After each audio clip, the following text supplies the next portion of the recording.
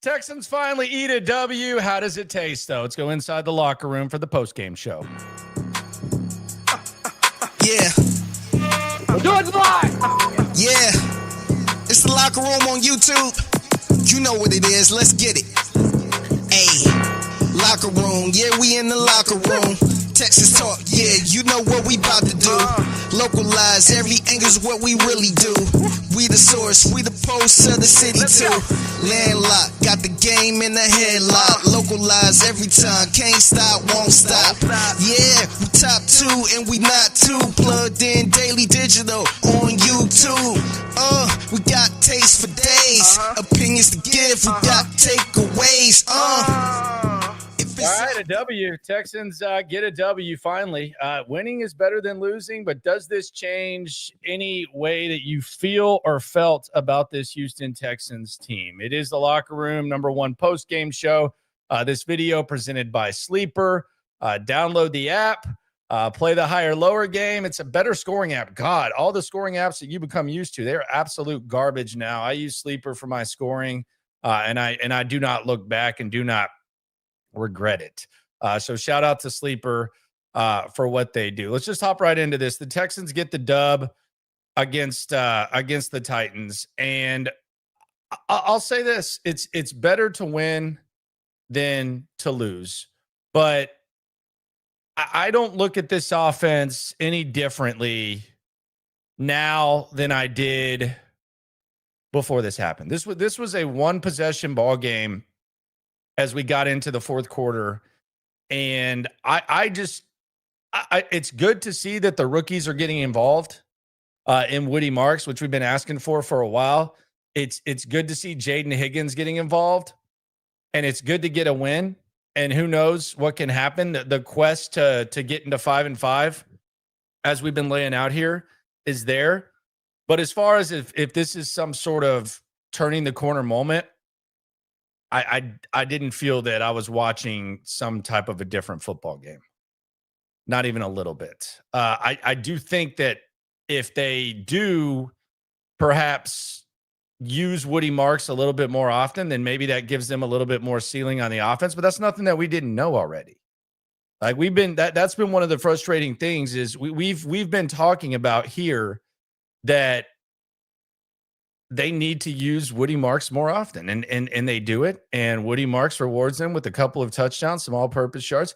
Woody Marks is he's easily your best receiving running back. He might be your best between the tackles guy right now, Woody Marks. So you need to get him involved. I don't think it's even optional at this point. And the Higgins thing is another thing. You probably want to see him a little bit more, but you got to get in the red zone and figure that out. So we'll see how the Texans get. Grant Steven on the chat says, how could you feel the same about the offense? I watched them. Did you watch the first 3 quarters of the game? It's the offense it's the Jeff Van Gundy don't ignore in victory, which you would not ignore in defeat. Did you think the offense looked good? I mean, they didn't get to the red zone till late in the game. So I know that it kind of the top kind of came off, but I think this was as much about facing the Titans as it was what the Texans did. So I don't feel awesome about this offense. I don't feel great about it. Obviously feel better. And then we'll see what happens with Baltimore. I think that would be something. If you're able, I don't care if Baltimore has 1 win. I don't care if Baltimore has 2 wins. If you're able to beat Baltimore, that's something you can build on. But the offense still needs to figure some stuff out. And at the very least, maybe Woody Marks. I think the mindset of the offense needs to be you build around Woody Marks in the run game, and you try to incorporate the young guys in with Nico Collins, and you try to figure that out. On the super chat, Evan. You ain't never hate. Swarm says, fire Kaylee, start Marks. I don't know if he needs to be fired. I just didn't feel great about that. Nick Jones says, biggest takeaway, rookie scored 21 points. All 3 touchdowns by rookies. How about that? Playmakers. Got to feel good. Got to feel good about the rooks. Trill Kick X says, hurt Sting is a dog. He is a dog. And Derek Stingley, we saw him kind of trying to work his way back on Friday. He said, I asked him after the game, he said it once, and then he reemphasized that it's going to take a lot for him to not be on that football field. That was what Derek Stingley said. But I think Woody Marks is the story here. I think if you can build around Woody Marks, if this offense, if you can perhaps build around him when it comes to getting him the ball more in the pass game and maybe using the duo of him and Chubb, but letting him kind of be the focal point, then I think that's the hope for the offense. There were some signs of it, but that's what they got to do. And let's just be serious. The Tennessee Titans missed 2 field goals. They missed 2 field goals, or else this would have been a 6-6 game going into the fourth quarter. The Titans allowed you to hang around. You're not going to play too many teams. Matter of fact, you're not going to play any teams as bad as the Tennessee Titans. Has their coach been fired yet? Has Callahan been fired? Is that out yet? If not, what are they waiting for? Because that guy's an absolute disaster. He's an absolute disaster. I don't know what they're waiting for, but they need to figure that out. Texans might have gotten a coach fired today. They might have gotten a coach fired today. As far as the defense, this is what we expect from this defense. The defense does what they do. It's been a good defense this whole time. And they've been able to take advantage of that. But you'll never apologize for winning games. And that's the good thing. I don't feel any better about this offense. I'm still very skeptical. They'll go to Baltimore and we'll see what happens. I don't care what the Ravens record is, but as far as what we saw in this game, no, I don't. I don't feel awesome about them. But the dub is nice. We'll get to the players of the game, aka the Kings of the Turf. But before that, let's talk about TDECU and let's do the where credit is due, guys, from today. Shout out to TDECU, sponsor of this, as well as SNL with myself and Cody Stoots. By the way, we're going to be back at Spanky's the 17th and 31st of October. So if you missed the gathering, we hope you make it to this one. If you were there, we'll see you again. It was a fun time for all. A lot of people discovering or just going all in on the greatness that is Spanky. So we'll be there the 17th and 31st. But it's a good time to buy Texans gear. And whether you need a new lucky jersey, whether you want to take advantage of some of the discounted stuff and add even more, whatever you want to spend money on, you get 15% off the Texans online team shop with the TDECU Texans debit card. Show your Texans pride, score savings while you do it. Visit TDECU.org/Texans. Get your card today. That's TDECU.org/Texans. Membership required, insured by NCUSA. 15% off Texans gear with the TDECU Texans debit card. It's got the new logo too. Very pretty. That's not all TDECU does. They handle a lot of stuff. So shout out to TDECU for doing what they do. We do this every post-game show. We also do this on Reaction Monday. The Kings of the Turf are the TDECU where credit is due. Guys, there's no limit. It could be anywhere from 3 to 5, but guys who probably aren't going to be named players of the game, but they deserve credit for what they did. TDECU.org if you want to check out what they got going. But TDECU credit due guy number 1 is MJ Stewart. He has more pass breakups than CJ Gardner-Johnson. Quite frankly, I know it's the Titans. I felt like there was an upgrade at safety. He had some hits. You kind of looked up and said, whoa, okay, that's MJ Stewart. This might say as much about CJ Gardner-Johnson as it does anything, but they like MJ Stewart. They trusted MJ Stewart to do what he was supposed to do when he did. On third down, early in the game before it got out of control. MJ Stewart had a PBU on third down, kind of added a little bit of extra to it, little celebration. We did not see that from CJ Gardner-Johnson. So TDECU credit guy number 1, MJ Stewart. So far, so good for him. TDECU credit number 2, Ariante Ursery. Nightmarish performance last week. Kind of happens with rookies. I thought he held in there nicely, improved. There's going to be ups and downs with rookie tackles. I thought he did a pretty good job. And then number 3, this guy got in the end zone. Jaden Higgins. I'm telling you, they get to the red zone. That's where he does his work. Problem is, before this game, they only have 4 trips to the red zone. But you get him going vertical, you get him going. I would like to see a little bit more of him in the offense. Jaden Higgins, he's number 3 on the TDECU, where credit is due. Cody Stoots will give his list tomorrow. We'll see if it's the same or if great minds think different and are. Shout out to TDECU. That's the TDECU, where credit is due. Let's take a trip inside the Texans locker room. I was there, and I caught up with Woody Marks, coming off a very, very solid debut. Let's hear what Woody Marks had to say after his performance, not just catching the ball, but running between the tackles. This guy might be underrated. I actually asked him if he thought that he was. Here's what Woody Marks had to say about his performance, his breakout game, his touchdowns, all that. Take us through the first game, first touchdown, second touchdown. How are you feeling out there? I was excited. Just getting rolling on offense, coming out getting a dub. That's what I was really most excited about, just going 1-0. Did you feel like this was close? You were close to breaking out just after the first few weeks? It's a steady every week. A lot of guys told me you might have a low game, low carries, then you'll have a high game. Just stick to you. Just be you. Go out and practice every day and practice, and just come out and show your best performance no matter what. How many texts you got on the phone? I got a lot of texts. Crazy.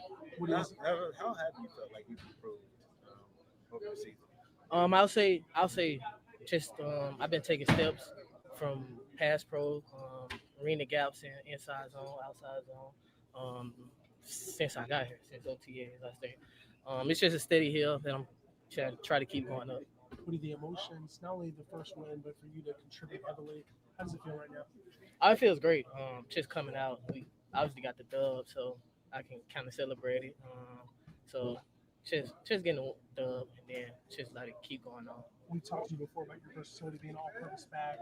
Is that, in your opinion, is that kind of a prime example of what you can do? Oh yeah, just catching the ball at the backfield, making the defense kind of don't know what you're gonna do. He can run in between the tackles outside. He can catch the ball at the backfield. I think that's a big plus for the offense. You're scoring your first touchdowns in the NFL is something you've thought about, like maybe when you were a little kid. What's it like now that you've had these moments? Oh, it's amazing. Just going out there scoring, then turning around, see all the guys happy. Actually dropped the ball. Nico was the first person to give it back to me. So just shout out to Nico. So it was. How did you prepare for this week's performance? What kind of question is this? How did he prepare differently this week? He's the same guy. What do you mean? Got more opportunity. I'll say it all been the same. Just buckling down with the O-line and the receivers, just coming together.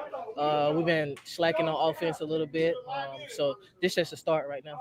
Woody, how does it feel? You mentioned the slacking on offense. How does it feel to be such a big part of coming fully putting it together today? It feels great. Just knowing that I know what we're capable of.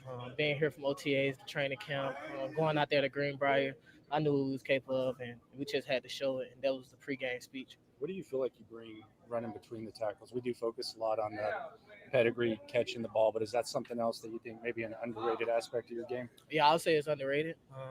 Just guys think I'm just a pass and catch back, but I can power back too, so I can carry a couple guys for a couple yards. So that right there. All right, there you go. It's Woody Marks. Telling you, man. It just it would be in their best interest to just get this guy involved as much as possible. And I think we saw it today. And I don't think it's just limited to catching the ball. I think we can kind of see that, and surely they can see that as well. On the chat, Evan says, Landry, do you feel Kaylee is a great OC? No, I don't. But hey, he got the dub. Maybe he can build on it. Mushroom 713, I was there effing around and kicking field goals. Don't know what that means. MHW Nation, add Sam Pittman to next year's coaching staff. To do what? To do what? That dude was a bit coach from the jump. Poor man Jay says, who? Not sure what you're saying. Rob says, yo, Landry on SNL, you said 28 points was the minimum to be happy with the offense. How are you feeling about it? I feel the same. And I don't know that it was minimum. Cody said 28 wouldn't make him feel. I said if they scored 28, it would feel fine. But I feel about the same. Give us more Higgins snaps. I don't think that would be the worst idea. I do wonder, like, so if Watson gets hurt, do we see Higgins in that situation? Like, I don't know. James says Higgins not only got the TB, but the route was crisp. Unbelievable. He hasn't gotten the ball more. Yeah, they just got to free the Rooks. Gamer G Texans fan, the play calling still sucks. David Costanza says Gardner Johnson was clearly the problem. He would have given up at least a touchdown if he was out there, maybe more. Scotty says that MJ was a dog out there. And Nathan on the soup, at some point, Juice should start over Lakin. Yeah, they still did that rotate thing, which is interesting. They still want to rotate guards. I don't know if it's just there's some sort of strategic thing. I don't know if they don't want to like completely bench Lakin Tomlinson because he's kind of a vet. I don't really know what to make of the fact that they're kind of hesitant to put Juice Scruggs in there full time, despite the fact it kind of feels like he's better, right? Like it feels like he's better. So I don't know what the point of that is. It is the Locker Room post-game show. We're reacting to the Texans dub. How you feeling about the dub? How does it taste? Do you feel better about this team? Do you feel the same? I say I feel same about the offense. But they do at least have something that they could perhaps build off of, assuming that they use Woody Marks a little bit more. And I'm not saying build around him, but he kind of needs to be a starting point of what's going on. Let's hear from the coach, DeMeco Ryans. I have not heard DeMeco yet. I was in the locker room, the Texans locker room. So I'm hearing this for the first time with you. Let's hear what the old head coach, the old head ball coach, DeMeco Ryans had to say. Thankful to God for this opportunity. Thankful for just being able to weather through the storm and get a win. Any win in this league is a big win. So really proud of our guys and the way they showed up and prepared throughout the week. Kind of felt it throughout the week. Preparation was right. The attention to detail was right. And the guys showed up and played well today. All three phases we played complimentary football. Huge credit to the defense today. I mean, having a shutout, it's hard to do, extremely hard to do in this league. So I'm very happy for those guys and the way they played and to get a shutout, which doesn't happen much. It hasn't happened much here. Very proud of those guys for the effort that they showed today. Offensively, did a really nice job. I think, when you see Woody, young player, rookie, steps in and he ran the ball really well for us, caught it well, made plays, productive, got in the end zone a couple times. So really proud of the way that he played as well. So just overall, collectively, it's a really great job, coaches, players. You already alluded to the shutout. This is the first shutout of the Texans since 2010. So the fact that you're getting out the loser skid and getting posted shutout on top of that, that's got to overall from the team. He just said that. He just said that. Yeah, feeling outstanding for the guys. Again, we work hard as a team, right, to be on the details, be where we're supposed to be, and for a defense to go out and play just a clean game, all right? And that's not always pretty. You're going to have issues here or there, but for the most part, it's a very clean game. Daniil had an outstanding game, pressured the quarterback, got 2 sacks. Stingley comes back. He was battling all week just to be able to be out there. And he toughed through it. He was able to be out there and not just be there, but be productive and was able to intercept the football for us and change the game. So really proud of all of them. How much did, from your perspective, that Nico Collins 37-yard touchdown kind of give the offense spark? I think one of the biggest plays to me offensively was, we started going backwards, right? We had penalties and we started moving backwards a lot. I forget, it was 1st and 30 or something. It was some spots we've been in, but I was proud of the offense, the way we overcame that. CJ was able to hit Nico down the sideline on a go route, and to be able to see us like go backwards and understand that that's not the end. You can overcome it with playmakers being able to make plays. So Nico showed up really well today, making plays for us. Coach, coming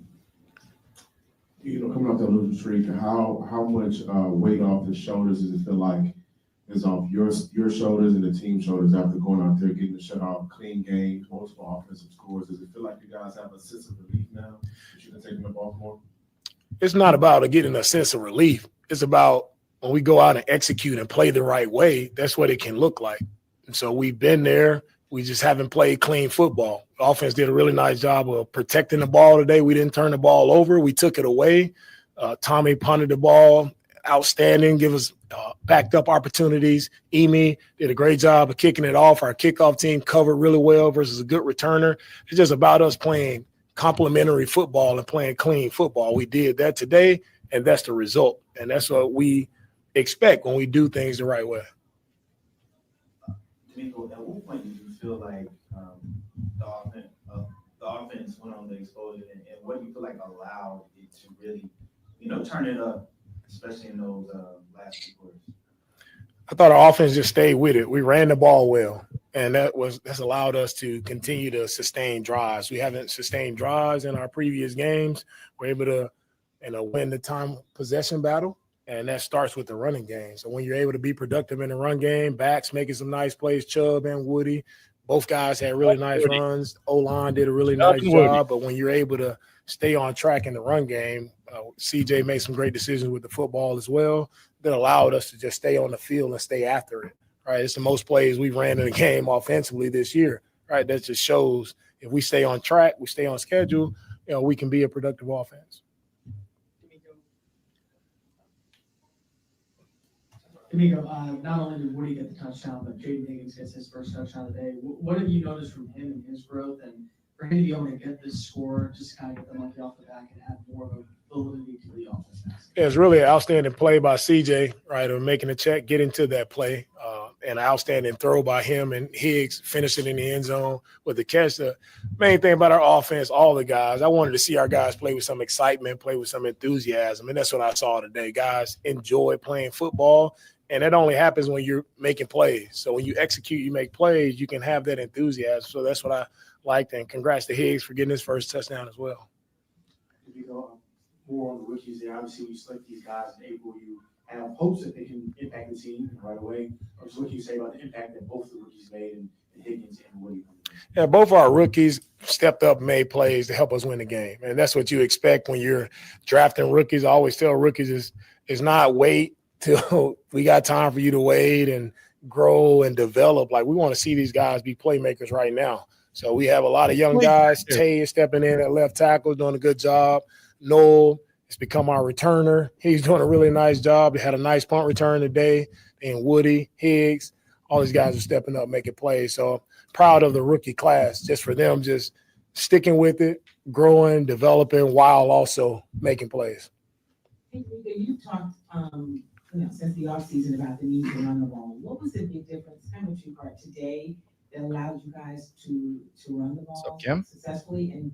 And also, CJ took some hits more so early, but for him to be able to stand in and really, I guess, stay focused late in the game. Yeah, Kim, I think we stay committed to the run, right? We called it. We stayed committed. Kaylee did a good job of calling it and staying with it. And when you stay with it, our guys made some guys, Woody and Chubb, they made guys miss on the second level, which we were able to get some positive runs over 5 yards, which allowed us to be in second and short, third and short. We were able to still run the ball. Some fourth downs, we were able to convert there. So when you stay with it and you're not having a ton of negative plays like we had in our first 3 games, like, it just shows you can stay with the run. It allows you to, have some positive plays in a run, and you call more runs when you see the production, right, that shows up. And yeah, CJ, he took a couple hits there in the pocket. He's toughed it out, got up, and he kept battling, right? And that's what we expect from him. We want to protect it better, but sometimes quarterbacks, you may get hit, but it's about being tough, showing the resolve to continue to fight and battle for your team, and he did that today. On that note, Coach, some of the attributes that TJ Stroud brings to the team after a couple of close call games, just mental note on CJ. Where's he at? And what do you bring to the team? I think CJ was in a really good spot at his we'll go back and watch the film, but to me, it felt like he made really great decisions with the football today. Probably his best game of the year so far to date. And we just want to continue to build off of where we are now, the outing that he had today. We just got to keep building, stacking off of that one. But I was impressed with what he did today. I know there's been a moment or two in the first few games from the defense that you didn't like. Is this a pretty easy one to kind of show them and say, hey, when we do what we're capable of, this is what we can accomplish? That's what I've been trying to tell them. No, it's just guys just being in the right spot, right? No grenades. I call no grenades going off in the back. Nobody's running free. Everybody was disciplined. They were where they're supposed to be. Yeah, they're going to make some plays. Good team. And Cam, he got out, threw the ball back across field like we knew he could do. He made a nice play, but guys, they stayed with it. We kept pressing. Our D-line did a great job. We did a really good job in the run game, right? And then our D-line really caused havoc in the passing game. The guys covered really well today. DeMeco, how important was it to have this type of offensive performance, to kind of maybe change the narrative a little bit? Change the narrative. These guys, what this can be like. Yeah. For me, it's not about a narrative. Like change the narrative. It's one of the worst offenses in the league. Like it's not. There's no narrative to it. Like it's been one of the worst offenses in the league. It's not change the narrative. Change what the offense is. No narrative.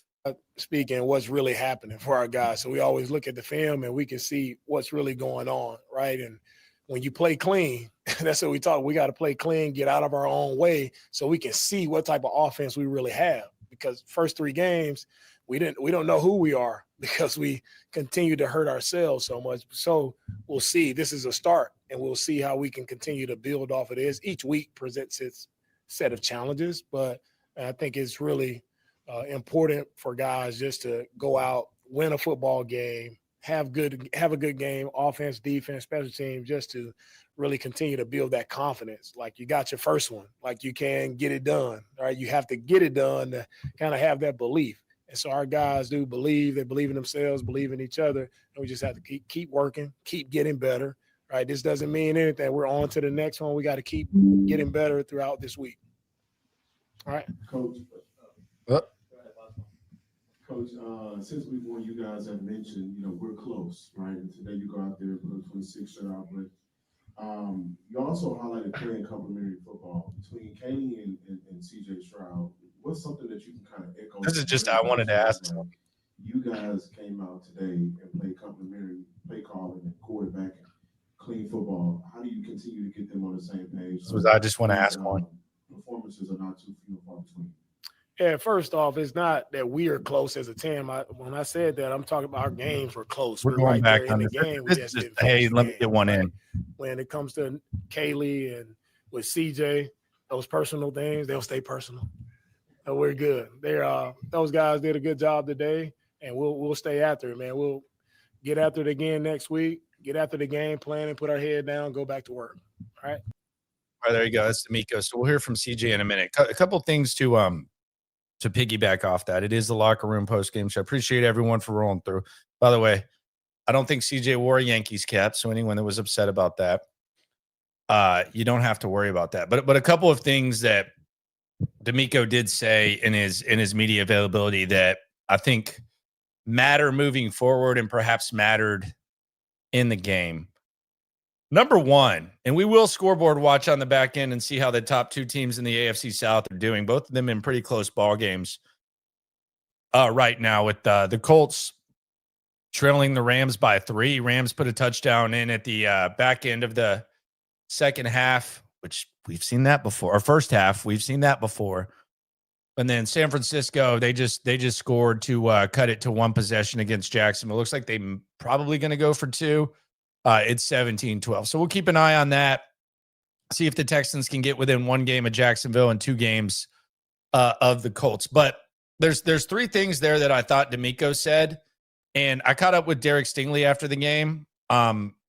we'll hear. He's a man of few words. He's more so about that action. But the one thing we do know about him, I'm a dog, I'm a dog, I'm a dog, I'm a dog. he is that. One thing DeMeco said, and we asked this question Friday live at Spanky's on SNL. Do they need to run the ball more? And sometimes there's times where in the past, especially with this New England offense, it felt like there was like a forced attempt to run the ball when they weren't doing it well. But I think DeMeco Ryans as a defensive coach is going to, I don't know that he's going to like make Nick Caley run the ball more, but I do think he's going to encourage the run game to be more of a thing. And if Woody Marks is running between the tackles, then I think that's a possibility to have. And quite frankly, this 1-2 punch, I still wish you had at least one or two more backs that you could trust to make plays that maybe added like a different element to where you're not so thin. But at this point, I like that 1-2 punch.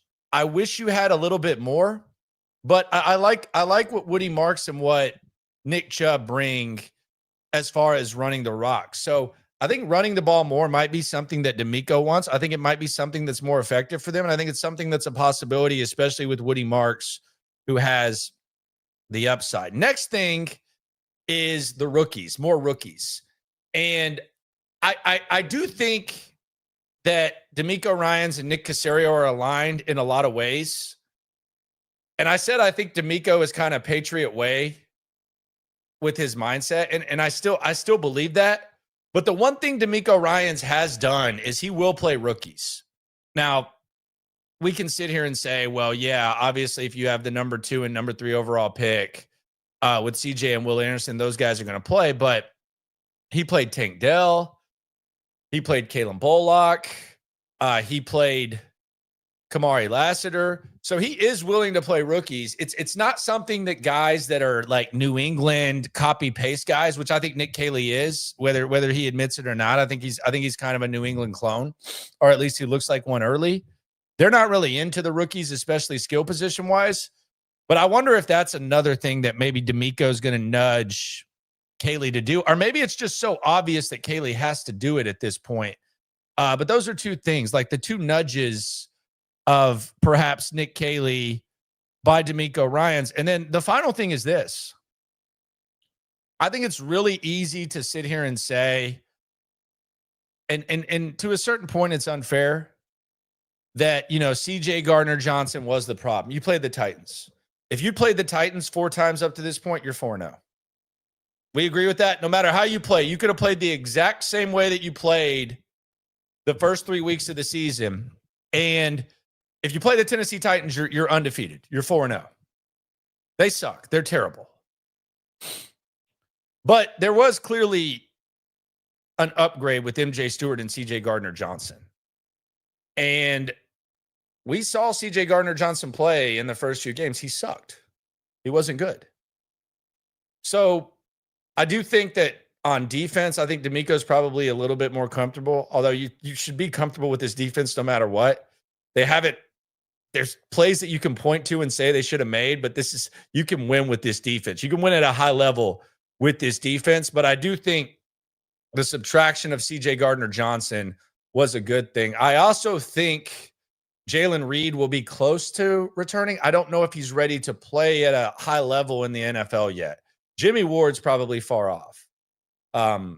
But MJ Stewart, look, against Baltimore, there's a chance that it doesn't look great. In the next few weeks, there's a chance that it doesn't look great. But CJ Gardner-Johnson sucked. He wasn't good. He wasn't good here. So there is that. There was a little bit of an addition by subtraction type of vibe there. You heard DeMeco Ryans mention guys that love football. And I've said this. I think Derek Stingley probably gets engaged on a football field. He might have his wedding on a football field. There's no one that I've ever seen that loves being on a football field more than Derek Stingley. I'm dead serious. Whether they're playing catch before, whether it's special teams drills, and he still wants to stay on the field. Like Derek Stingley wants to be on the football field. He doesn't speak a lot. And when he speaks, he's a man of few words. But he was out there today, and I caught up with him in the locker room briefly during the media scrum and just kind of asked him. And he made it very clear. It's hard to keep me off a football field. For everybody. So Daniel told me last week that in order for you all, he said he felt like in order for you all to It was bright as hell. Camera bright. Pitch a shutout. And that's exactly what you all did. Was that the mindset that you all have coming in every week that, we don't want anybody scoring us? Yeah, I mean, as a defense, you don't want to give up nothing. Just working together as a unit, and that's what it looked like. So, how are you feeling physically? Feel good. At what point did you know you were going to give it a go? It's going to take a lot to take me off the field. You love being out there. It was inevitable that you were going to try to get out there? Yeah, it'd take a lot to get me off the field. What did you think of the defense today? The stuff that DeMeco said he wanted to see in the secondary. Did you think y'all put that to practice? I mean, it looked good today. Still got a lot to clean up. So watch film tomorrow. See what we got to do better. I'm a dog. I'm a dog. I'm a dog. I'm a dog. I mean, the guy's just a grinder. I mean, that's just what he is. Like he's obsessed with football. He loves football. I don't even know like what's in the same category for him, but I think a lot of times you kind of over romanticize the whole, this guy likes football. Like, and I think there's such a thing as caring too much about that. But when your best players, your most talented players, arguably the best player on your team, like I think Stingley's obviously in the conversation as best player on the team. I think it's probably between him and Will right now. But at his best, it's hard to really combat Stingley.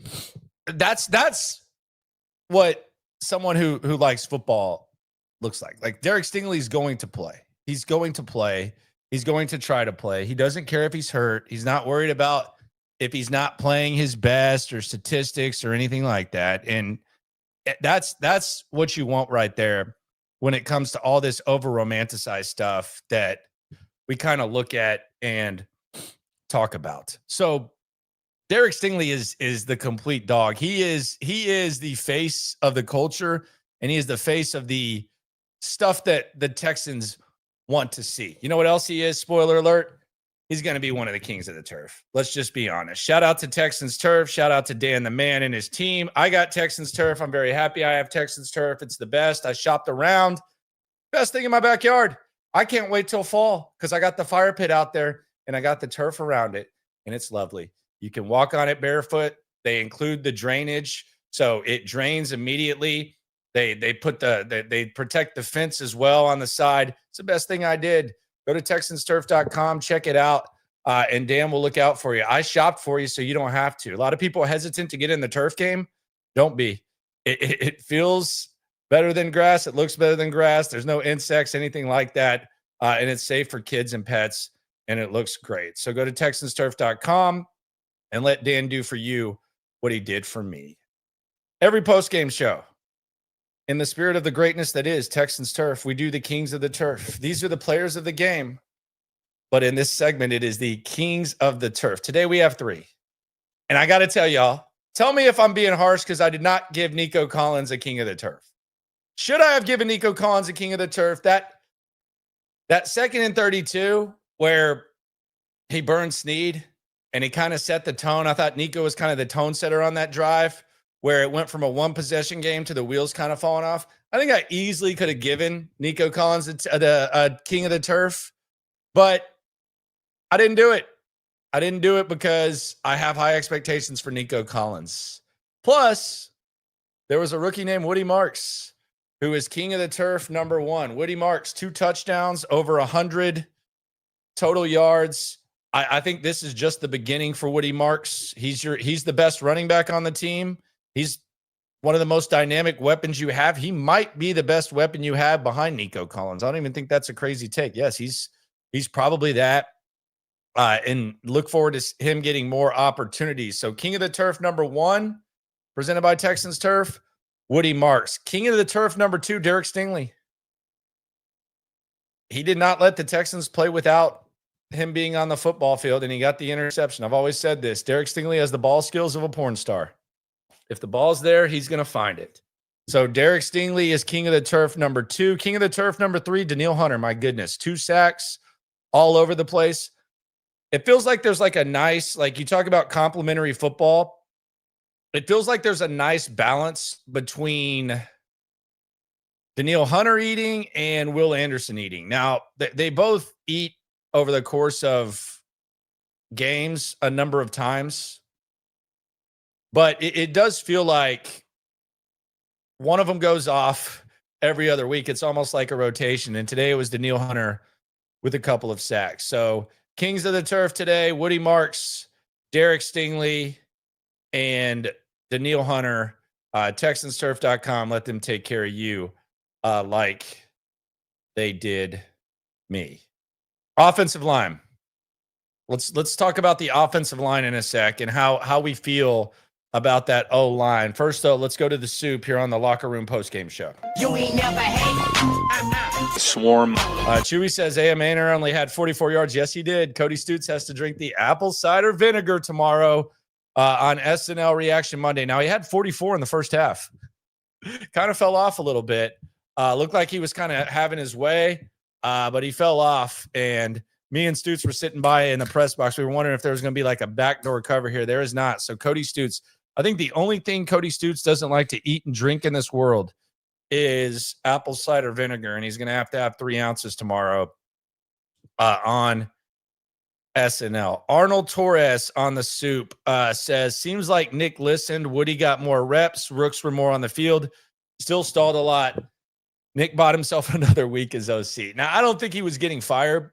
I didn't think the offense was great. I still don't think the offense is great. I just hope there's like enough warning signs and enough clues to where we get to see what we would like to see. Now, I do think DeMeco is probably going to nudge him to run the ball more. I do think it's probably a little nudge when it comes to the rookies. But yeah, it's not great. The tight end depth is bad. We did see British Brooks, by the way, get a fullback rep, which he might be better than Jakob Johnson at blocking. I mean, the guy's a mofo on special teams. That's where they were going to use him last year. Maybe British Brooks, we see a little bit more fullback from British Brooks. I could see that. Bryant's still terrible. He's horrible. It's easy to see why the Eagles. I mean, the Eagles wanted to give a guy away, and he can't play. Well, imagine that. But he hasn't looked good either. Trill Kick X says, do you think Snead knows who 12 is? It's funny you say that. So one of my favorite things in the press box is we usually sit behind the beat writers from the opposing team. And in the AFC South, I think the Tennessee beat and the Indianapolis beat, they're two very, very underrated beats. And just by sitting behind them, you almost get like an education on what the feel of the team is. We always try to like get a pulse, but the dialogue that like all the beat reporters have, like going back and forth, you can get an education on the team. And Indianapolis's beat used to be the creme de la creme. It's still really, really strong. But Zach Kiefer's national now. And he was like in that Indy beat. But you get it with the Indy. This is going somewhere, I promise. And then you get it with Tennessee. When Snead got burned, the people on the Titans beat in front were talking, and they were saying, wow, you think he knows his name now? And they said, yeah, Mr. Collins, sir. So yeah, they were kind of laughing at the Snead thing too. They were kind of rolling their eyes when it came to that. I don't have a Harrison Bryant update. Someone's asking. I do not have that. The offensive line. What do we think of the offensive line today? I thought it was average. It was okay. It could definitely be better. But I do think to get the pulse of the offensive line, I think Jake Andrews is really the one to go to. It's amazing how young this dude is, and how little he's been in the league. He just sounds like a vet. He sounds like an adult. He kind of has that presence. He's another guy kind of like Derek Stingley, who I think a lot of guys with the injury that he had, Aaron Wilson reported it as a high ankle sprain. I don't know if it was a high ankle sprain. Hey, bro. Alpha Aaron here. But he did get carted off, and he's only missed one game. But I do think he's a good guy to go to get the pulse of the O-line. I spoke with him today, one-on-one after the game, just to kind of see what he thought of things. And this is what Jake Andrews had to say about how he feels about the offensive line. So overall feel, finally got a win. How'd you feel the offensive line looked today? I mean, it's never going to be perfect, and it's never going to be pretty. But I think we did a good job. We ran the ball well. We protected decent. Always stuff to work on. So we're going to go back to the drawing board, watch the game, and see how we can improve to next week. What do you see from Marks? Seems like he kind of adds another element to things when he gets it going. Yeah, I mean, he's a downhill runner. He's not very big, and you wouldn't expect it, but I mean, he makes stuff happen. And to be so young, he's got pretty good vision, and I respect the crap out of him. And I love when he's in there. I love when all the guys are in there. They all run the ball, hard as crap. So, is there something to like be said? Is there the term "monkey off the back"? I know it's just one win, but does it feel kind of like sense of relief now that you've gotten in the win column? I wouldn't say so. When you have a bad record or whatever, if you really care about it, there's pressure. When you have a good record, there's pressure to keep a good record. You know what I mean? It's not so much that. I think it's just more so the same old cliche going 1-0 every week, and back to the drawing board. Like I said, next week trying to go 1-0 again. The following week 1-0 again. So yeah, I wouldn't say that. You could ask other people, and they probably give you a different answer. But I think our room just sees it as 1-0 each week. What's the Jake Andrews process for after a game? I know you. When do you start thinking about Baltimore? What do you do now? You just go home, relax. What's the Jake Andrews process? No, I mean I've never really been known to enjoy a win. Obviously, I'm glad we got the win. No doubt. But I'll watch the game, and then tomorrow I'm gonna start getting working on Baltimore. Yeah. Does a win against a team like Baltimore? I know you weren't here, but I'm sure you're aware they've been kind of a thorn in the side for DeMeco. Does it mean a little bit more? Do you kind of try to bring it a little bit, especially given the fact they're kind of the team you measure yourself against? Yeah, I mean it's the next opponent. I mean it always means more. Obviously an AFC team that we need to put our mark on. Like I said, I haven't watched anything of them yet. I know a little bit about them, and I know what it's going to take to beat those guys. As it sits on a Sunday afternoon. But yeah, we want to win every game, no matter what lies within. We're going to try and win every single game we can with extra pressure, less pressure. It's all the same. You said you don't enjoy wins. Does that mean that the losses piss you off even more? Yeah, I hate losing more than I like winning. I mean, everybody has heard that quote before, but it's so true. I'm like I said, I'm really glad we won. I'm really excited, but it's on to Baltimore for me. So. All right, that dude's just a solid pulse of the offensive line, and I mean it's not just coaches speak. Like it feels like he actually says everything that a coach would want, and it's just weird. The guy's like 24 years old. He just sounds like a vet. I don't know how good of a player Jake Andrews is. I think he's doing okay. It's the pulse of what's going on with the offensive line and kind of what you wanted to sound like. I do think that with how the vibes are right now and what the Texans look like, I do think, and it looks like Baltimore's going to have one win too. Their offensive line's a shit show. This is not the same Baltimore team of the first 2 years of the DeMeco era. I think that's obvious. Their third down distance is actually worse than the Texans. And their offensive line is struggling. There's limited weapons. Their defense is not what it once was. Regardless, I do think if you're just talking vibe check, a win over the Baltimore Ravens, and this is gonna be the thing that I'm gonna push next week. Like you start kind of thinking like on to Baltimore and stuff like that. I don't give a rat's ass what it means. I think that win is kind of a monkey off the back. And I equate this to, I grew up going to Texas OU. I've been to 20 Texas OU games. And for a long stretch, Texas got their ass whooped by OU. They got their ass whooped. Now, they put together a really good team. They ended up winning the national championship that year. And OU wasn't good. OU had lost a couple football games when they faced Texas, and there was no chance OU was going to win the game. But as soon as Texas beat their ass and got that dub, you could see the monkey coming off the back. And I don't know if the Texans think of Baltimore that way, but I would like to think that they probably do. Because it has been a very one-sided thing. And if you're trying to salvage a season and you're trying to overcome a slow start, I think something like that can go a long way. Now, does that mean that the Texans are all of a sudden contenders if they beat Baltimore? No, Baltimore's not that good of a team. But I think from a mental standpoint, as you kind of search and you kind of look for things to hang your hat on, I do think that a win against Baltimore is much more significant than just any other win, like a win over Tampa Bay or whatever. So we'll see where it goes. We've already laid out the path to potentially 5-5, which should be their goal.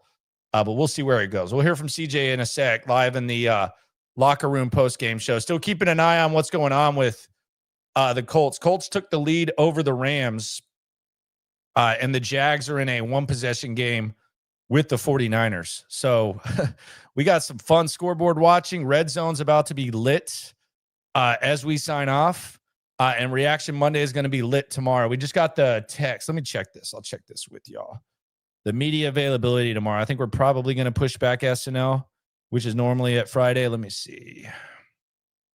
So tomorrow's media availability, 10:15 open locker room, 11:15 DeMeco. So yeah, we'll probably push SNL back to 2 again. I think that's going to be their regular schedule.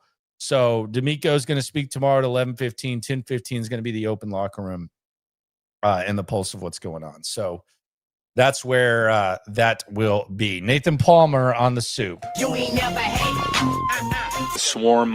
He says a Mark Mixon combo would have been helpful for weeks 1 to 3. Yeah, we're going to get an update on Joe Mixon tomorrow. That's going to be the first question DeMeco gets asked. Spoiler alert, it's not going to be good. I don't know how far they're going to take it. I will be beyond shocked if we see Joe Mixon anytime soon. And I'm assuming that that's going to be one of the first questions, and by you know who. Hey, bro, Alpha Aaron here. And I'm assuming it's not going to be great. So yeah, I mean, if you had Joe Mixon, Marks, and Chubb, I mean, you might be able to run the ball a lot.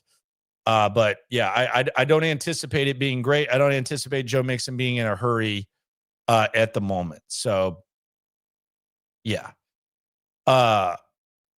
The wild card is definitely alive. Like people are asking, like, is the wild? Yeah, the wild card is absolutely alive. Now, does that make you feel better? I mean, probably not, but it's 100% alive. There is no doubt. We'll get to the biggest takeaways in a second. We'll go through the key moments. We'll hear from you, and then we'll get ready for this red zone session that's going to be elite. With high localized interest, not high grade, but high localized interest. High grade marijuana called Kush on the streets. First, let's hear from CJ Stroud. How did CJ look today? He thought he was okay. It's a low bar right now that he set based on his performances this year, but I thought he was okay. Let's hear how he felt about the performance. Here's CJ Stroud. I think, the way teams are playing us and, the way our offense is kind of built is just death by 1,000 cuts, taking what the defense gives me, and then finally, I think after you hit a big play or like a big play comes is when everything kind of opens up. So I feel like that's what happened. CJ, towards the end of the third quarter, you all had back-to-back penalties, and then you found Nico for that 37-yard pass. How much of that re-energized that offense? I think it did. I seen Titus came to me and was like, "Be happy, bro. That was a big play." And then the sideline was turned up. Like that stuff bring energy. Big plays like that. And Nico did a great job. A lot of respect for Snead. He's a good corner in this league, one of the best.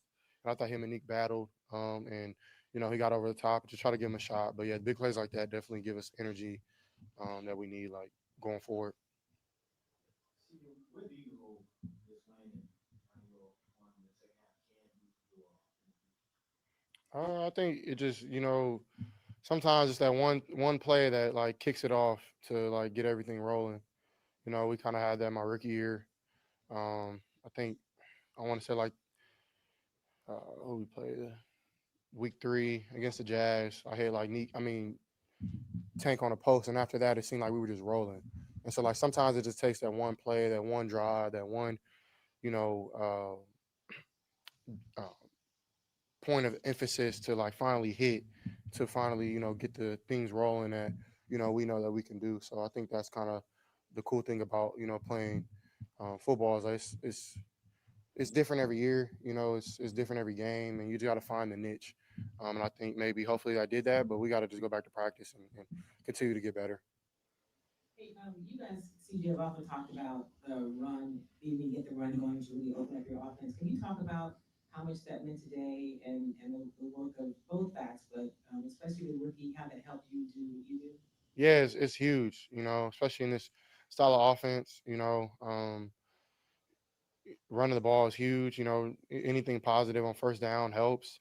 And I think, Woody and Chubb did a great job. Even in the past game, like they did a really good job. But yeah, that's what it's gonna take to win, is having a balanced game. And I thought Kels did a good job of keeping it balanced.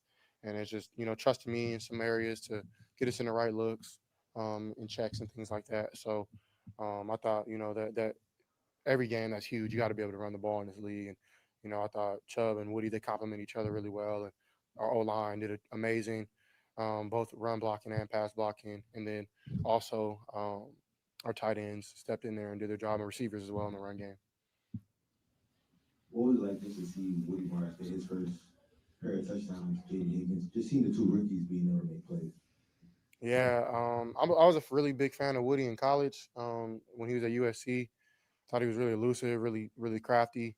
And I thought he did a good job, since those days in that Lincoln Riley offense. And I thought today we kind of used him in that light, spread him out, gave him some familiarity, running the ball and some plays that he's ran before. And he's a very dynamic pass catcher. But yeah, he did great. Hig, is a dog. He's somebody who was, very elusive, great route running. And him one-on-one, a lot of times he's big and he's fast, tall. That's a mismatch. So he did a great job on that touchdown play, and he just continued to get better every week. And I think Jay knows same thing. A lot of our rookies are doing great. Tay had a great game. So a lot of the guys that are doing big things in their first year, it's going to be huge for us. You mentioned the Higgins touchdown. Can you walk us through what you saw coverage-wise and what made you go to that throw? Yeah, they were in man. And on film they show like this man where they go help, the best player, the best receiver. So I felt 50 was about to go help Neek. And so I just signaled in a route concept that I thought would work. And so yeah, we executed it very well. They did a good job of, executing the route plan, but I just seen something and I called it and it worked. So it's gonna go that way sometimes it's gonna go the other way, but it's all about us. If we're all wrong, we're right. And I think that was a big thing there, and we were right that time and made them pay. So CJ, as the offense is maybe struggling a little bit in the first half and early portion of the third, are you guys kind of saying to yourself, hey, we're right there, we're really close, so let's get this together, and then it kind of clicks like you said, or is there a little bit like, oh, here we go again? No, I don't believe in that. So yeah, no, I don't. That's a terrible way to think. You'll be you'll be really bad if you're thinking, here we go again in this. And I don't look at myself like that. I don't look at my teammates like that. And I don't think we even played really bad in the first half. We just got to score points, and get better opportunities on second down to be in the third and manageable. So I don't believe in that. CJ, every win is surely positive, but against a division rival, it's even more important. You could say, your next division rival is until November 9th. Keeping stride and tabs on other teams on the division, just how important was this win? We focus on one game at a time. When we play another division opponent, they're always important. Every game is important in this league. So we're focused on one game at a time. And I think when you big scale things too early is, when bad things happen. So I'm just 1-0, trying to get 1-0 every week. Congrats on the win. In terms of how it was orchestrated, damn, Alpha. What Nick Haley and you guys have been talking about how you wanted to. Alpha Aaron with the congrats. Run plays. Would you agree with that? And if so, why? Yeah, I thought Kels, did a good job of mixing it up, run, pass, play action, misdirection. And I think at the end of the day, it's all about execution. Like, he can call anything. We got to go out there and make the plays work. So I thought we handled it better today, with, route detail, me being good on my reads. And of course, this never perfect. Like, there's plays that we always want back, but I think the overall big picture, we kind of hit that point this week in this game. So I think we're going forward, and that's what you want to see. Hey, CJ, you have taken some hits this year, well, since you've been in the league. But today you took a couple that seemed, at least to the naked eye, kind of significant, but you seem to really battle through like you have been. Can you talk about your resilience and being able to withstand that and keep punching it?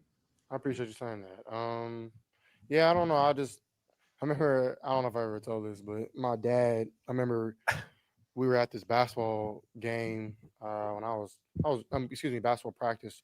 I was really young. I was probably like 7 or 8, and I remember I got hit somewhere, like probably in my face or something. And I was on the ground, like like looking for attention, kind of. And my dad, he gave me a new one, like told me off, and I needed it. And since that moment, since I've been a little boy, I've always kind of like remember that moment and always try to, it's not like playing tough. Like you're really, there's a difference between being hurt and injured. Like I think I can get pushed past being hurt, being injured. Like you can't play. So, yeah, I just that point that always kind of my dad's voice kind of always just, you know, rings in my head, and every time like I'm just like feeling they hurt. Don't get me wrong, but it's like I don't know. I just think it's something that is kind of instilled in me by my parents, by God. I don't know. It's just something that the spirit in me that I don't know. I don't like quitting. But yeah, I just thank you for seeing that. I don't try to like oh I'm tough because I don't think I'm that tough. But and I lift a lot of weights with Clint. Shout out Clint and Mike Eubanks and our strength staff. CJ, you all were able to get the offense rolling today, but can you just talk about how good the defense played on against that Titans offense and being able to shut them out? Yeah, our defense played amazing. Of course, it starts with Aziz, his play calling with DeMeco. Thought they did a great job of mixing coverage and stunning with the D line and things like that. Man coverage was sticky. Kamari played a great game. Kalen, all the guys in the back. I thought MJ stepped up and did a great job. But yeah, I think like when you hold a team to 0 points in the NFL, like that's big time. Like it doesn't happen a bunch. So yeah, shout out to them boys. They're doing a great job, and I'm very grateful to have a defense like that. Should be. How much do you think a win like today, where you guys took care of business on both sides of the ball, was really a decisive victory? How much do you think that can help the team moving forward and as you try to build momentum for the season? Yeah, that's the game plan. Every week is play three phases of football: special teams, offense, defense, and try to play as one. I thought today was a right step in that direction, but gotta go do it again. That's the thing about the NFL. You gotta forget your failures and forget your successes, and try to just move forward. And it's hard to say, but it's easy to say, but hard to do. And we got to be able to just do that. Flush this, and go move on, and try to win another game. Thank you, guys. All right, there you go, CJ. Yeah, I mean, the vibe is good. Winning is better than losing, for sure, for them. And we'll see what happens when they face the Ravens, who, by the way, they're going to have one win just like you. I'm sure that's going to be something that DeMeco kind of holds his hat on. This is not, I mean, with all the frustrations, valid frustrations about the Texans and with all the thoughts. And by the way, the Rams just tied it up against the Colts. So Puka with a touchdown. But with all of that, like there's reason to man, he has 170 yards. My God, Puka's going crazy. But there's reason to question the Texans, but Baltimore, I'm sure the sky is falling there as well. So we'll see what happens. I'm very intrigued to see what that betting line does look like whenever it comes out. I gotta think the Ravens are still favored by around 7, but who knows? You never know. It might be one of those bait type of things. So you have the Rams figuring their stuff out. 49ers, my goodness, doesn't look great. Not completely lost for them, but we'll go scoreboard watching in a sec. Let's go through the big moments of the game before we get out of here. On the super chat, Dietology. You ain't never hate. Swarm. You see this like a tune-up game for confidence. I don't think I don't think Baltimore's ever a tune-up. I think it's the final game before the bye week. I think if you head into the bye week with a win against the Ravens, and we've talked about 5-5, and we'll get to that when we get to the biggest takeaways. But if you if you beat Baltimore and you're 2-3 going into the bye week, you got your longest home stretch of the year, and then you got the Titans to finish off that stretch, then I think you should feel pretty damn good about yourself. But I would never call Baltimore. I don't know that the Texans have too many tune-up games. Oh, you mean Titans? Okay. I don't even know if this was a tune-up. I mean, it was a struggle for a long time. I know that they took the top off it in the second half. I don't know there was I don't know if there's any tune-up. I do think that winning can perhaps like instill confidence and loosen things up a little bit and allow, the offense to play more free and Nick Caley to call plays more free. But I don't know that they got much of a tune-up at all. Lamar Jackson getting roughed up too right now. So it's not looking good for him. Yeah, he's down right now. So a little bit banged up, not feeling too good, very frustrated. If you are red zoning right now. So let's go through the key moments of the game before we get out of here and we enjoy the rest of our weekends, whether it's Miller time or whatever time it is. I thought one of the key things today, we saw Derek Stingley gut it out. And that's just kind of what Derek Stingley does. There's a lot of culture guys that you kind of roll your eyes at. Derek Stingley's not that guy. Derek Stingley is that dude. And I thought him gutting it out was something that was a big thing for them. Right off the top in this game, you had the Titans on their wild ass drive, resulting in a missed field goal. You had what could have been a fumble by Cam Ward, what could have been a personal foul on Azeez Al-Shire. It resulted in a missed field goal. It's kind of a wacky ass start to the game. You had Cam Ward making an incredible play early on, and it was almost like you almost forgot that they were the Titans for a second, because I feel like this was the least amount of confidence that I've ever heard, like the fan base and the interactions and the people that we talked to on the concourse. This was like the least amount of confidence that I've heard Texans fans have heading into a Tennessee game.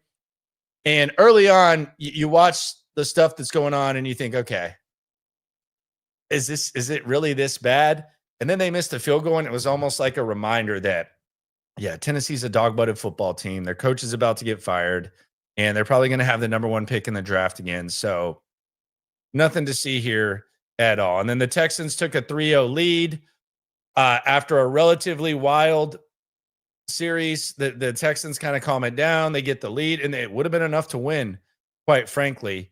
You had the Jeffrey Simmons, though. I mean, my God, this was where you kind of wondered, like, is CJ Stroud going to get killed? Because you had Jeffrey Simmons just completely debo the D-line. Really not even, just kind of a quick swim move.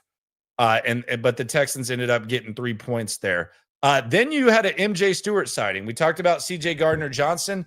MJ Stewart passed CJ Gardner-Johnson on pass deflections on the Titans' second drive. So it took 2 drives with MJ Stewart as starting safety to pass CJ Gardner-Johnson on pass deflections. Now it was only 1, but facts are facts. And that's what he did. And he kind of flexed on him with that. Then CJ Stroud, let's just be real. CJ Stroud missed a touchdown to Dalton Schultz. And that's kind of been a theme throughout the season. CJ Stroud has missed some throws that he should not miss. Dalton Schultz was wide open for a touchdown, and CJ Stroud missed him, and that resulted in the Texans having to settle for 3 to make it 6-0. And that's kind of frustrating because on one hand, you understand Nick Caley, the offense, they're not helping, but CJ's also not doing everything that he can do. Then the Titans, before the half, they missed yet another field goal. And you got to think the kicker could get cut. The coach could get fired. There's a lot going on in Tennessee, and the Texans take a 6-0 lead into the half in what many people were calling like the worst game of the Sunday, which is fair. Then Ka'imi Fairbairn at the start of the first half, he trots onto the field. The fans are booing. Now, they're not booing Fairbairn. They're just booing the fact that the Texans are kicking a field goal. And then he misses the field goal, and the boos are extremely loud at NRG, extremely loud at NRG. And quite frankly, the 54-yarder, pretty much a game winner. Now, the 3-0 lead, we know that they ended up shutting him out. That was enough. But if the Texans had a 2-possession lead, then that would have been the end of it. Then this was the kind of the turning point of the game. So we go into the fourth quarter, still kind of a blah ball game, still 6-0. But then at the start of the fourth quarter, right off the top, you had, at the end of the third, you had a Nico Collins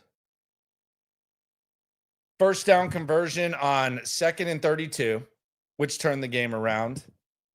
And then you had your first red zone trip of the day. That's why people say, how can you feel the same about the offense? They didn't have a red zone trip until the fourth quarter. And it was the 5th of the entire season. And Woody Marks ended up scoring his first career NFL touchdown to give the Texans a 12-0 lead. At that point, it's over. Although Tennessee kind of shows some life, Cam Ward kind of makes plays, and then he makes a bad throw behind the receiver, which Derek Stingley gets the interception. And then CJ Stroud finds Higgins to make it 19-0, his first career touchdown. And the Texans just completely put the FU on it. Woody Marks with the FU touchdown, and that's the end. Really kind of a short summary. So we get to the biggest takeaways now. And we are scoreboard watching. Indianapolis just had a touchdown call back on a penalty after the Colts had a big penalty. And there we go. Near turnover by the Colts. But they fall on it. But it looks like we're going to have a 3rd and long to start the 2-minute warning with the Colts with the ball. I don't even think they're probably going to try to convert here. This is probably going to be a run and punt type of situation. But we'll see what Shane Steichen dials up. But Burst just had a strip sack of Daniel Jones, but the Colts were able to fall on it. It's 20-20 there. Jacksonville's up 26-14. San Francisco, they've been flirting with making this a game. It's just Brock Purdy hasn't been able to make the plays. I'm a multitasker. I can do the show and I can still look up and watch what's going down. So we'll see what happens there. Biggest takeaways, and be sure to tune into SNL tomorrow at 4:00. Biggest takeaways today for me when it comes to this Texans game. Number one, and we've been talking about this isn't even hindsight. We've been saying that these rookies need to be more involved. We've been saying that since week 1. We've been saying it since camp. I mean, when you use all these premium picks on rookies and you obviously weren't pleased with what you had before, it only makes sense. The only way that it doesn't make sense is if you're from the Patriot copy-paste type of mindset that Bill O'Brien was from, that it appeared Nick Caley was from and may still be from, and you just don't think that rookies know anything and that they're worth playing. But all 3 touchdowns today were scored by rookies. The rookies need to be the center of this offense. Nico Collins is still your top player on offense. We know this. But Woody Marks needs to be the guy that the run game starts with.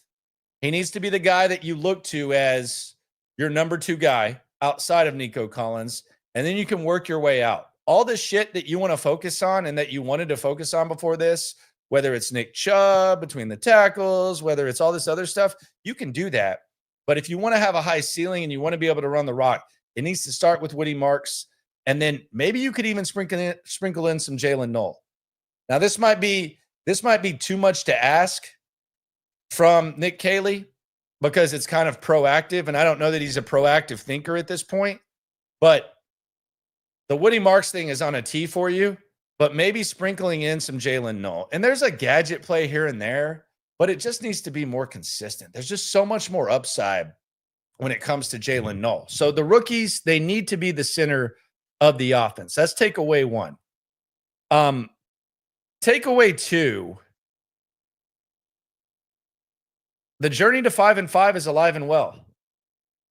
We talked about the Titans being the first game and the last game of the 7-game stretch to get to 5-5. We talked about that. You've already won one of them. Now you got a Baltimore team that is extremely hobbled and not looking good. You got San Francisco, who looks beatable. You got Denver, and then you got the Jags. So the 5-5 journey I'm not sitting here saying it's a given, but it's alive and well. You took care of business there. That's takeaway number 2. Takeaway number 3, I don't think any different about this offense. I think no different about this offense. Not at all. There's nothing has changed about this offense for me to where I feel. I know there was an explosion in the fourth quarter. I think that had as much to do with the Titans. Now, maybe they can figure some stuff out. Obviously, the win will help. But I don't think much different about this offense. I still have strong reservations about old Nick Caley. Nick. Very strong reservations. And just like that, the 49ers have cut the lead to 6 in Jacksonville. So we got some serious red zoning to do here. Colts are about to punt to the Rams with under 2 minutes left. So we are about to watch. There's going to be some localized scoreboard watching like a mofo. Final questions. I have 2 questions. Those are the takeaways. 2 questions. One of them, was this more about the Titans or something to build on? I think the answer can be yes to both. Like, I think that obviously you were playing the right opponent, but I do think there are enough hints here to where you can perhaps build on something. So I think the answer to this is yes on both. Final thing, and this is just kind of this is nitpicking. You can say it's nitpicking or you can say it's not. But I didn't understand why Marks and Chubb were out there at the end of the game. I really didn't. And this is the frustrating thing for me about this is you've already established that Woody Marks and Nick Chubb are your guys. When you're up 26-0, that is perfect Dare Gumbawale time. Now I know that early in the season, they wanted Dare Gumbawale out there in clutch situations. But in that, Rams are about to score. Go down, man. I ain't going down. All right, so the Rams just took the lead against the Colts with 1:33 left. Just like that. 2-2 Atwell with a long touchdown. So there you go. We talk about the Rams-Colts. You could be 2 games back on the Colts right now, and San Francisco just made it interesting. Rams got 1:33 to get a stop. And there is 3 timeouts for Indianapolis. Do you believe in Daniel Jones? Maybe not that much. So maybe the Colts could be coming down to earth and they'll figure it out. But that was a perfect dial-up by Sean McVay, who's an absolute killer. Wish Nick Caley would have paid more attention to him than he did Josh McDaniels. But I know that Josh McDaniels' dad was like his hero. So there's that. But I don't want the key pieces and perhaps the only hope for the offense. I don't want them out there in blowout games. I said it before just to get on record about it. We've seen times where guys have gotten hurt. Did not like that. Don't like that mindset. Got to figure it out. Appreciate everyone for rolling through. Be sure to subscribe. Be sure to like. Be sure to ride along. Turn on Red Zone. It's going to be interesting, especially from a local POV. Will the Texans be a game behind the Jags and or 2 games behind the Colts? Or 2 games behind the Colts? Who knows? It's going to be fun. And regardless of what happens, always remember when it comes to this Texan stuff, we're all in it together. Appreciate y'all for rolling through. Subscribe, like, ride along. SNL tomorrow at 2:00 for Reaction Monday. The Texans Collective at 6. It's going to be a fun time. Going to be a fun ride. Oh, yeah. Then Locker Room end of week outlook at 10:30. I got 3 streams tomorrow. King of the stream. Peace out. Appreciate y'all.